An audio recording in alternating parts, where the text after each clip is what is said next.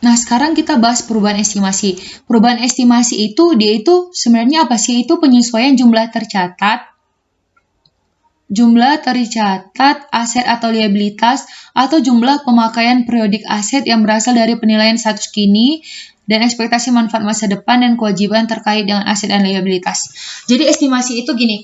Jadi kan setelah kita mendapatkan data-data baru atau mendapatkan pengalaman, kita bisa lebih mengestimasi gitu, memprediksi ini sebenarnya bisa lebih lama lagi loh masa manfaatnya. Itu dia perubahan estimasi gitu. Nah, perubahan estimasi ini dia menggunakan prospektif. Jadi dia itu enggak berlaku susah kali bahasanya. Retrospectively, tapi dia menggunakan prospektif gitu. Nah, jadi dia itu hanya melihat tahun ini sama tahun depannya gitu kalau dia yang estimasi ini gitu. Jadi perubahannya itu dia dengan prospektif ya. Dengan prospektif. Susah banget guys pakai gini, enggak apa-apa ya. Prospektif. Nah, anggap aja ini prospektif. Dia itu lihat tahun ini, ya ini tahun ini ya artinya, atau lihat tahun kedepannya. Jadi dia hanya berpengaruh tahun ini sama tahun kedepannya. Oke.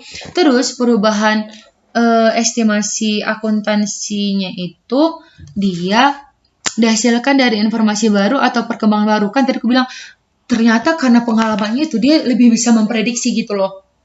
Nah, itu dia perubahan estimasi itu. Kalau kebijakan tadi kan, dia memang prinsipnya itu ingin diubah ya. Yang darinya cost recovery menjadi percentage of completion. Nah, dia itu bukan dari koreksi kesalahannya. Beda, estimasi sama koreksi kesalahan. Nah, contoh item yang membutuhkan estimasi itu, piutang tak tertagih, persediaan usang, atau inventory obsolescence, masa manfaat dari nilai sisa aset, baru masa manfaat deferred cost, terus utang garansinya, cadangan mineral terbarukan, terus ada perubahan estimasi penyusutan, ada fair value-nya, financial atau financial liabilities. Jadi estimasi akuntansi ini dapat berubah karena suatu kejadian, pengalaman atau informasi tambahan gitu. Jadi berdasarkan pengalaman itu dia bisa mengubah yang namanya estimasinya. Nah, kita itu langsung masuk ke contohnya aja ya biar lebih enak. Nah, kotaknya ini kan yang kalau misalnya ngerjain soal itu guys, menurutku itu kita itu lebih bagus kayak jadi kita itu langsung buat gini loh. Kita buat diketahui dulu. Jadi diketahui katanya itu ada equipment yang cost-nya itu dia 510 juta. 510.000. Diestimasikan dia 10 tahun, ada nilai sisanya 10.000, baru depresiasinya itu terjadi udah 7 tahun. Ini kita itu mau merubah itu di tahun ke-8 ya. Dia itu menentukan total estimasi itu seharusnya 15 tahun. Nah, berdasarkan pengalaman sebenarnya ini bisa 15 tahun loh, bilangnya gitu. Nah, itu dia perubahan estimasi ya. Nah, yang pertama kita lakukan itu apa? Kita cari depresiasi menggunakan ketentuan lama tuh. Setelah itu, kita lihat book value di tahun perubahannya itu berapa. Baru kita sesuaikan dengan ketentuan baru. Itu aja sih sebenarnya kalau dia estimasi ini. Jadi, kita buat diketahui dulu ya. Kalau misalnya ngerjain satu diketahui cost-nya 510.000, mempunyai salvage value atau residual value itu 10.000. Terus, dia itu useful life-nya jadi useful life-nya itu berapa? Useful life-nya itu dia 10 tahun. Itu kita perubahannya terjadi di tahun ke-8. Terus estimasinya itu seharusnya 15. Dengan residual value-nya itu 5.000. Oke. Nah, berarti tinggal kita buat lagi kayak gini. Jadi kita lihat dulu, cari depresiasi menggunakan ketentuan lama. Nah, pasti kalian ingat kan kalau nyari depresiasinya itu gimana? Gimana coba? Iya, pandai. Berarti 510.000 dikurangi sama 10.000. Nah, terus kita bagi sama 10 tahun. Berarti 500.000 dibagi 10. Berarti setiap tahun penyusutannya itu 50.000 per tahun. Nah, katanya itu kan di tahun ke-8 tuh, di 2019 mau kita ubah, berarti udah terjadi 7 tahun ya. Berarti 50.000 dikali 7, berarti penyusutannya itu udah ada 350.000. Nah, kita hitung book value. Hitung book value-nya berarti gimana? Berarti 510.000 kita kurangi sama yang namanya 350.000.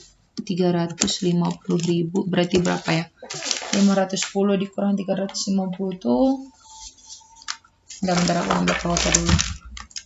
110.000 dikurang 350.000 itu 160.000.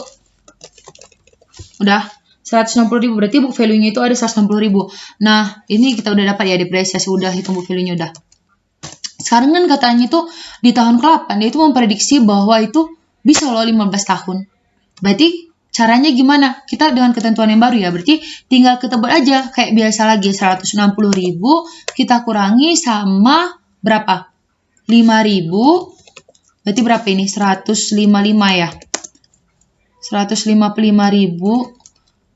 Terus itu dia kan udah kita pakai 7 tahun tuh, berarti sisanya berapa gitu? Berarti sisanya ada 8 tahun, ya kan? Karena kan bisa dipakai 15, apa itu namanya? Bisa dipakai selama 15 tahun sebenarnya. Tapi udah kita pakai itu 7 tahun, berarti tinggal sisa manfaatnya aja. Berarti sama dengan 155.000 dibagi 8. 19.375. Berarti jurnal yang dibutuhkan nanti apa? Depreciation expense pada accumulated depreciation expense sebesar 19.375. 19.375. Ini juga 19.375. Udah selesai. Gitu aja kalau dia untuk yang estimasi. Gampang kan guys? Lanjut. Terus, pengungkapan perubahan estimasi ini, dia itu mengungkapkan sifat dan perubahan estimasi akuntansi yang berdampak pada periode berjalan, yang kayak aku bilang tadi sih, periode berjalan atau periode yang akan datang. Itu sih kalau estimasi, nanti coba kita bahas-bahas soal lagi ya. Pokoknya itu tadi caranya ini, kalian bisa lihat di sini. Pokoknya tentukan dulu ketentuan lama. Jadi cari depresiasi menggunakan ketentuan lama, baru hitung book value-nya, baru sesuaikan dengan ketentuan yang baru. Gitu aja. Oke?